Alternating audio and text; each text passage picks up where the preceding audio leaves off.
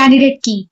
A candidate key in a database is a minimum set of columns that helps to identify the row uniquely. Here, consider the table students and the column names are student ID, email and name. Here, that candidate key is student ID and email. How to find the candidate key? First, we have to find the what are the possible super keys of this table. We can see that student ID. Student, we know by seeing this table, we can come to a conclusion. Student ID is the primary key of the table.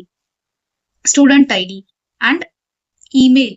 Email also uniquely identified column. So hence it will also comes under a possible super key.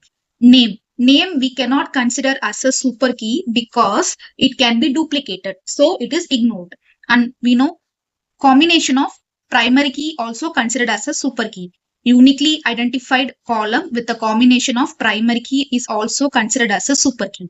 Here student ID and email is also considered as a super key. So these are the possible super keys of this particular student table. And what is candidate key here? It is a minimal set of columns that helps to identify the row uniquely. So here student ID and email which helps to identify the particular student with a minimal set of columns.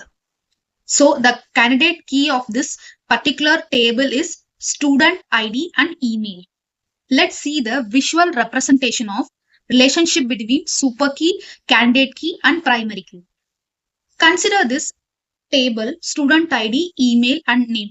What are the possible super keys? Student ID, email, student ID and email. So we can see here student ID, email, student ID and email. Among this super key, which one is a candidate key? The minimum set of column that ensure the uniquely identified of each row is student ID and email.